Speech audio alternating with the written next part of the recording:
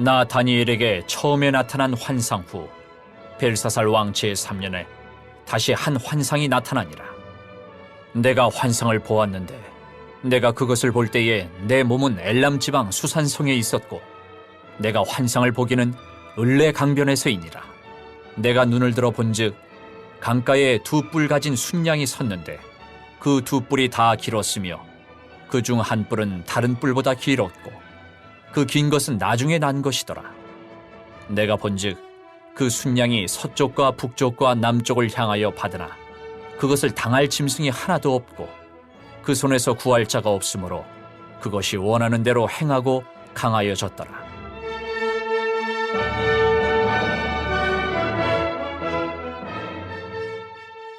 내가 생각할 때에 한 순념수가 서쪽에서부터 와서 온 지면에 두루 다니되 땅에 닿지 아니하며 그 염소의 두 눈 사이에는 현저한 뿔이 있더라.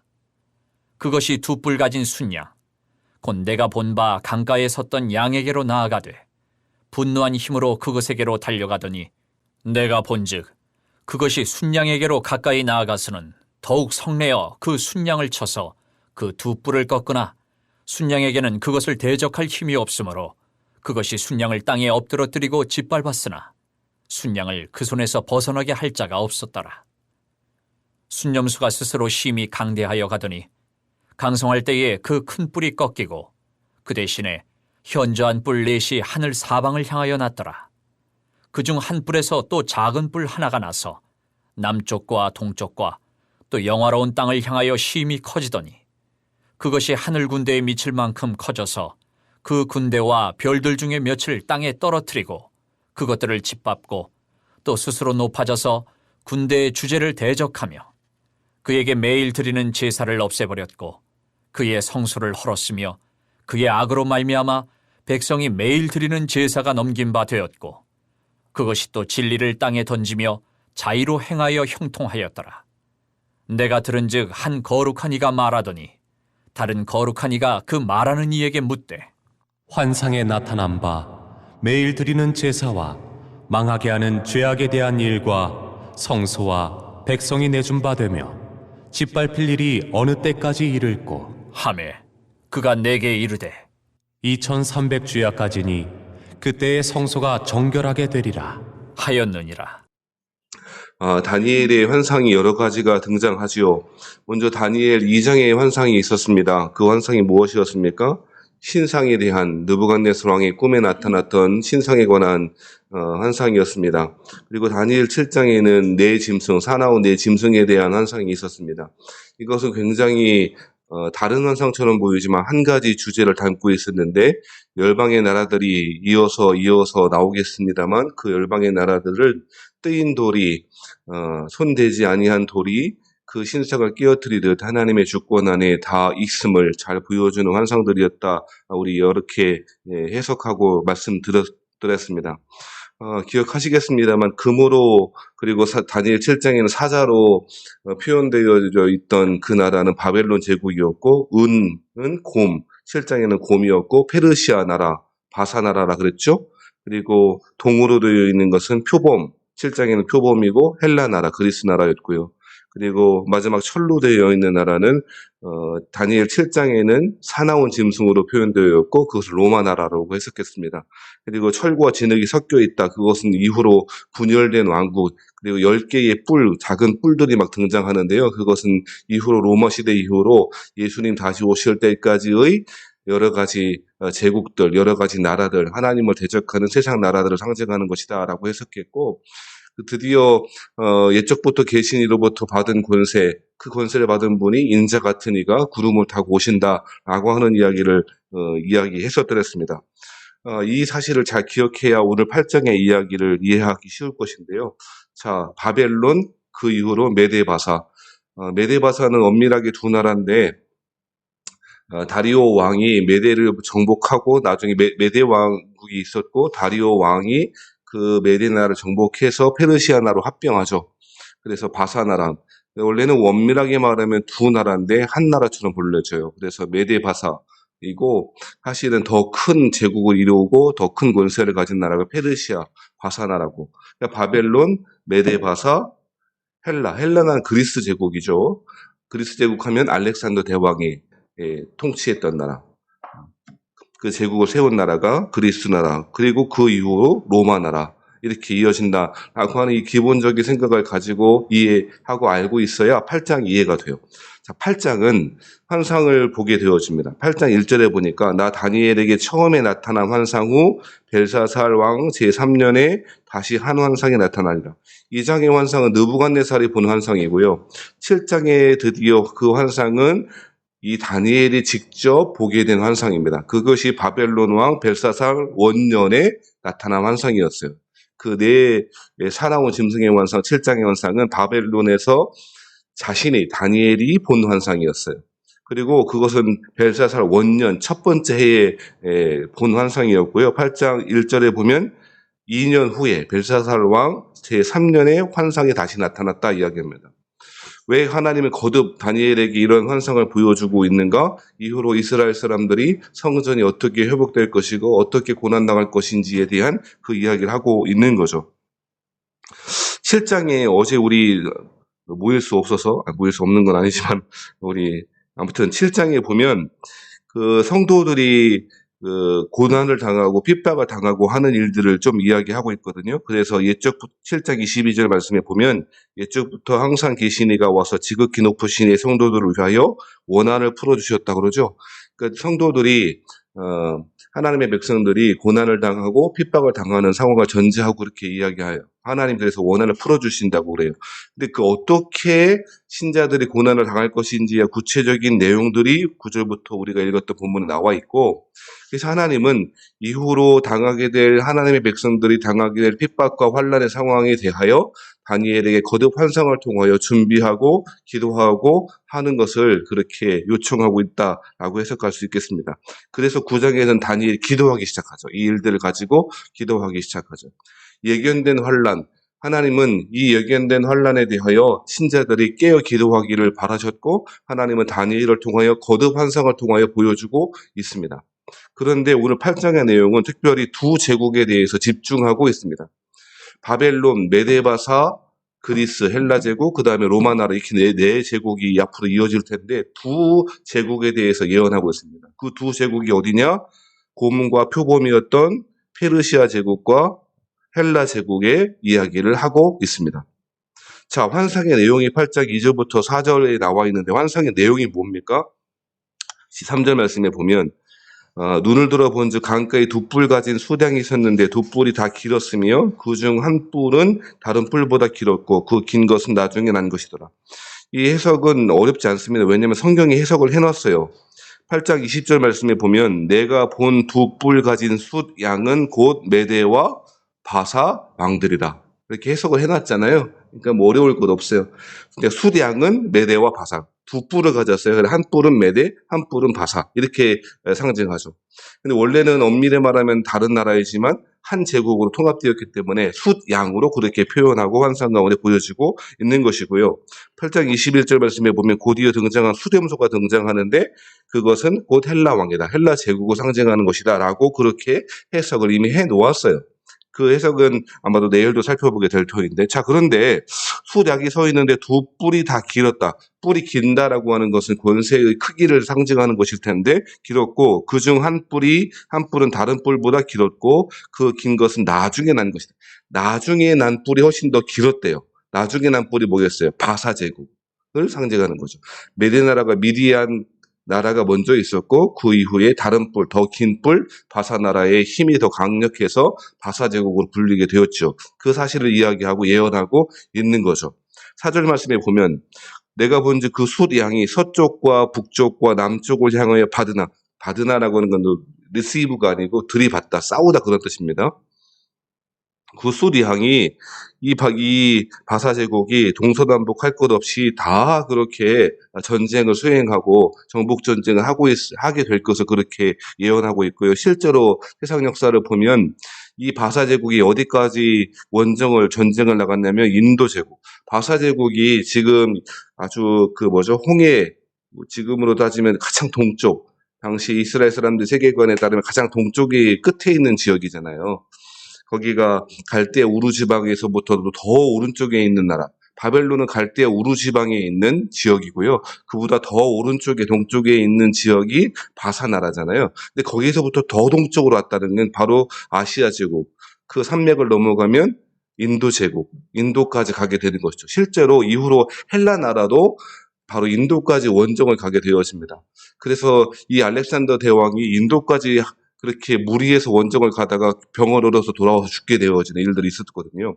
그래서 사절 말씀은 그러한 사실을 잘 보여주고 있는 거죠. 그 수대학이, 즉 이 바사 제국이 동서남북 할 것 없이 그렇게 사람들을, 제국들을 통합해가며 전쟁하게 될 것에 대해서 이야기하고 있습니다. 자, 5절에는 내가 생각할 때 숫염소가 등장하죠. 숫염소가 서쪽에서부터 와서, 숫염소는 아까 우리 해석을 할 때 8장 20절에 21절에 헬라 제국으로 해석했잖아요.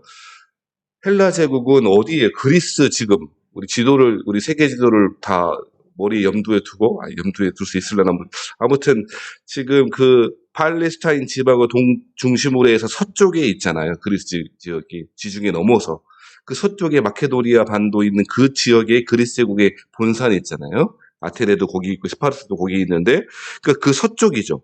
서쪽에서부터 와서 온 지면에 두루다니는 알렉산더 대왕이 서쪽에서부터 출발하여 온 지역을 다 그렇게 정복하게 다니게 될 거라고 이야기하고 있죠. 땅에 닿지 아니하더니, 땅에 닿지 않는다라는 표현은 굉장한 기동력을 보여주고 있는 거죠. 정말로 빠른, 이 그리스 제국이 얼마나 그 당시에 그 권세가 대단했던지 그 기병들을 통하여 수많은 제국들을 정복해 나가기 시작했다는 것을 우리 역사를 통해서 발견하게 되죠. 자, 땅에 닿지 않은 그런 기동력과 권세를 가지고, 자, 그 염소의 두 눈 사이에는 현저한 뿔이 있더라. 두 눈 사이 현저한 뿔이 누구야? 그 그리스 제국의 대왕 알렉산더 대제를 가리키는 말이에요. 알렉산더 대왕을 가리킨 말. 자, 그래서 6절에 보면 그것이 두 뿔 가진 수량 곧 내가 본 바 강가에 있었던 양에게로 달라가. 자, 이 헬라 제국이 서쪽에서 또 발흥했는데 필연적으로 누구와 싸울 수밖에 없냐면 동쪽에 있었던 페르시아 제국과 싸울 수밖에 없잖아요. 그래서 들이받는 거예요. 제국과 제국이 충돌하게 되어지죠.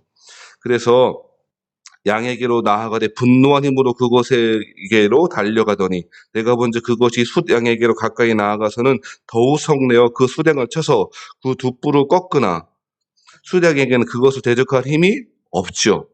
그것이 수량을 땅에 엎드러뜨리고 짓밟았으나 수량을 그 손에서 벗어나게 할 자가 없었더라. 지금 벨사살 왕 3년에 이런 현상이 주어지고 있죠. 다니엘이 몸담고 있는 제국이 지금 어디예요? 바사 제국.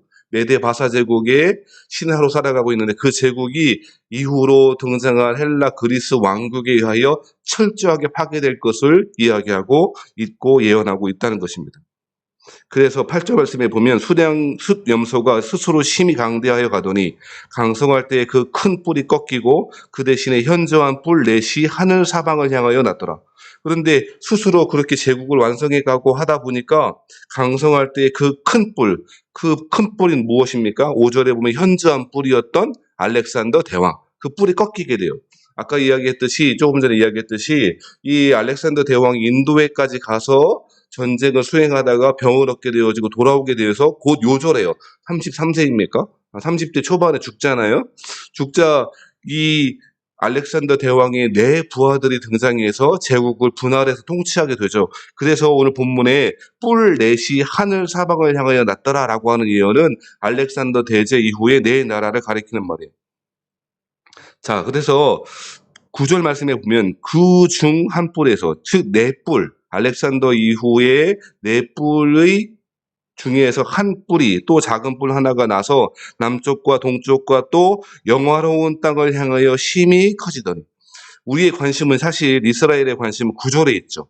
전 세계적인 상황 가운데 9절부터 우리 14절까지가 관심을 둘 텐데 그 영화로운 땅이 어디겠어요? 어떻게 알게 지금 막 그리스 나오고 인도 나오고 새벽에 도대체 무슨 말씀하는 것인가 그렇게 생각할 수 있을 텐데요. 영화로운 땅은 지금 팔레스타인, 즉 가나안 땅, 이스라엘 땅을 가리키는 말이에요. 자, 알렉산더 대제 이후로 누가 거기에서 한 뿔, 네 뿔 중에서 한 뿔, 그게 누구입니까? 우리 알고 있어요. 누굽니까? 안티오쿠스 4세. 우리 알렉산더 대왕이 죽은 이후에 제국은 네 나라로 쪼개집니다. 그 네 나라 이름은 다 알 거 없지만 이집트 쪽을 다스리는 나라가 있었고요. 소아시아, 즉 팔레스타인을 다스리는 나라가 있었어요. 이집트 쪽을 다스리는 나라, 이것이 프톨레미라고 하는 왕조이고요. 시리아, 그리고 이스라엘을 다스리게 될 통치하게 될 나라가 안티오쿠스, 이 나라예요. 셀류커스 왕조라고 하는 나라의 안티오쿠스라고 하는 황제가 다스리게 되죠. 지금 이제 쪼개진 헬라 제국의 쪼개진 왕 중에서 안티오쿠스라고 하는 사람이 그 영화로운 땅을 지배하게 될 것에 대해서 예언하고 있죠. 10절 말씀에 그것이 하늘 군대에 미치는 만큼 커져서 그 군대와 별들 중에 몇을 땅에 떨어뜨리고 그것들을 짓밟게 될 것이다. 그러면서 11절 말씀에 또 스스로 높아져서 군대의 주제를 대적하며, 자, 이것이 중요해 보이는데, 그에게 매일 드리는 제사를 없애버렸고, 군대의 주제가 그러니까 누구라는 거예요? 군대의 주제를 대적하며 그에게 매일 드리는, 군대의 주제에게 매일 제사를 드린다니까 군대의 주제는 당연히 여호와 하나님을 가리키는 거죠. 만왕의 왕이시며 군대의 주인이신 분, 모든 군사력의 핵심이시고 원천이신 분 하나님께 매일 드리는 제사를 어떻게 해요? 없애버려요. 그리고 그의 성소를 헐어버려요. 실제로 이러한 일들이 벌어졌죠. 이 헬라 왕국의 왕이었던 안티오쿠스 4세는 동방 원정을 이제 하기도 하고 애국과 전쟁하기도 하고 동서남북을 전쟁하기 시작하는데, 이 사람이 하는 짓이 이 팔레스타인에 와서 요짓들을 하는 거예요. 제사를 폐하고 또 무슨 짓도 합니까? 성소를 헐어버리고 12절 말씀에는 그 악으로 말미암아 백성이 매일 드리는 제사가 넘긴 바 되었고 그것이 또 진리를 땅에 던지며 자의로 행하며 형통하게 되었다. 형통하는 것처럼 보여지고 자의로 힘을 쓰고 하는 일들을 하게 될 거라는 거예요. 예루살렘 성전 안에다가 제우스 신상을 세우기도 하고 돼지피를 뿌리고 제사를 철폐하고 이런 짓들을 하게 되었다는 것입니다. 자, 그런데 13절에 보면 내가 들은즉 한 거룩한 이가 말하더니, 거룩한 이가 이것은 천사를 가리키는 것 같아요. 천사가 말하는데, 다른 거룩한 이가 그 말하는 이에게 묻되 환상에 나타난 바 매일 드리는 제사와 망하게 하는 죄악에 대한 일과 성소와 백성이 내준 바 되며 짓밟힐 일이 어느 때까지 이를까? 그러면 이러한 기간이 어느 때까지 지속될 것인가? 라고 묻게 되어지죠. 그때의 14절 말씀에 보면 그가 내게 이르되, 그 말하던 천사, 설명해주는 천사가 뭐라고 이야기하는가? 2300주야까지 그때의 성소가 정결하게 되리라 하였느니라. 이걸 가지고 잘못된 이단들이나 잘못된 세대주의자들은 가지고 계산을 막 합니다. 이때부터 언제부터 기점을 잡아야 되는가라고 해석합니다. 그래서 2300주야를 막 계산해서 종말의 시간표를 막 자기 마른 대로 작성한 사람들이 많이 있습니다.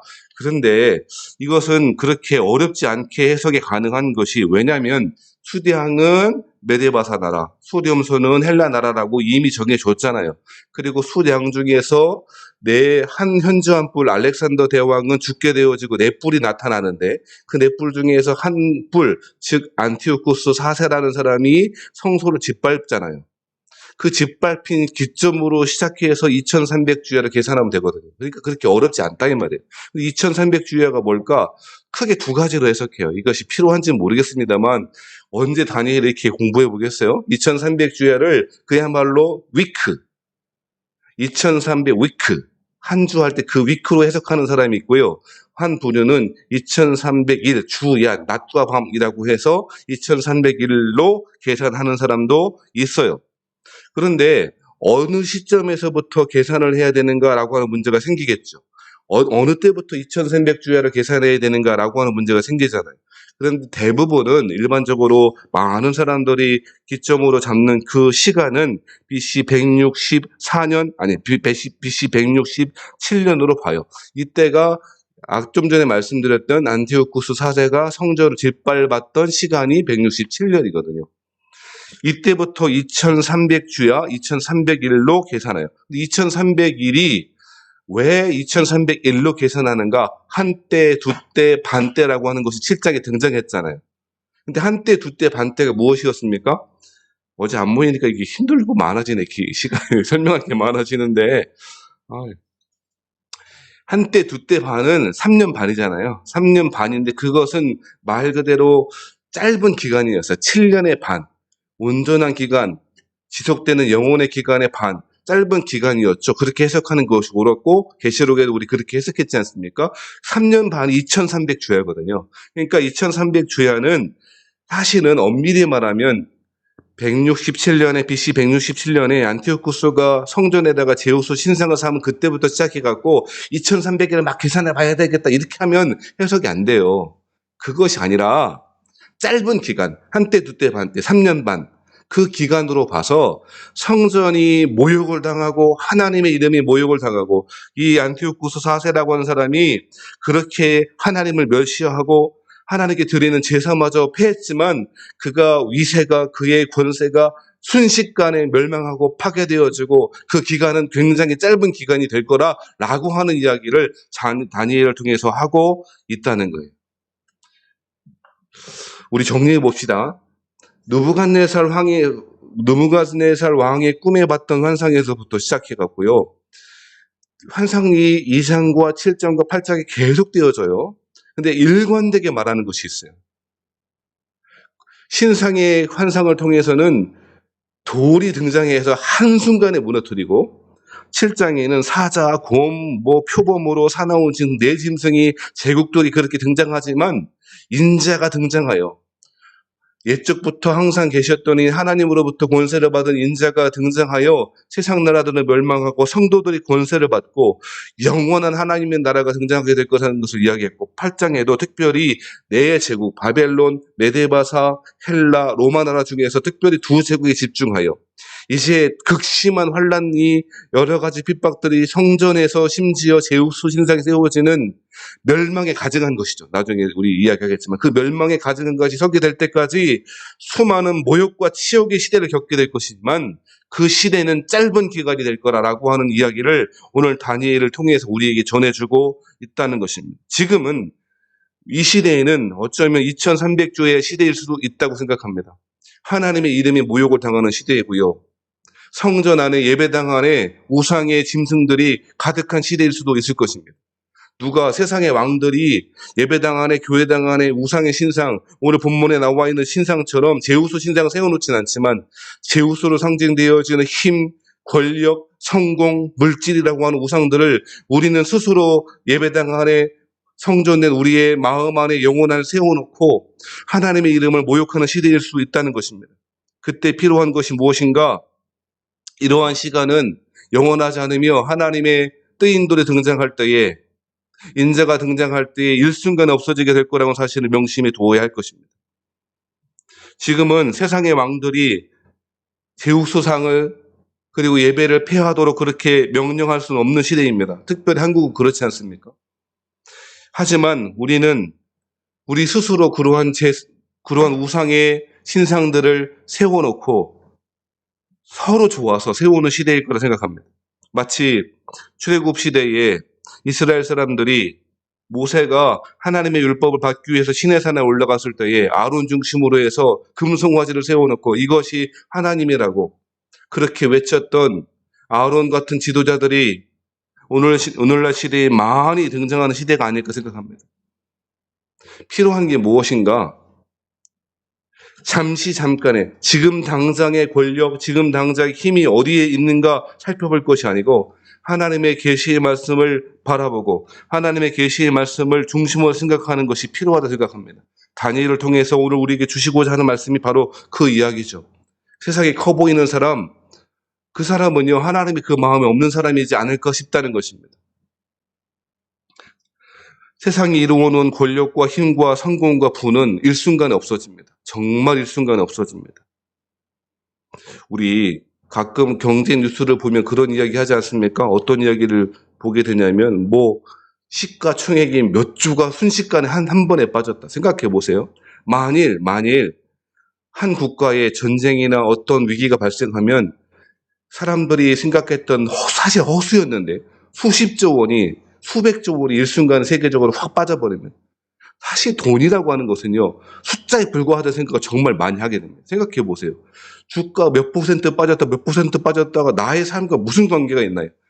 물론 주식은 많이 하는 사람 관계가 있을 수도 있다 생각하겠지만 사실은 몇 퍼센트 빠져 그냥 숫자 노름인 거예요. 더 현실적인 이야기를 해볼까요? 아파트 값이 올랐다고 되게 감사하고 좋다고 행복해 하는데 순식간에 빠지지 않아요?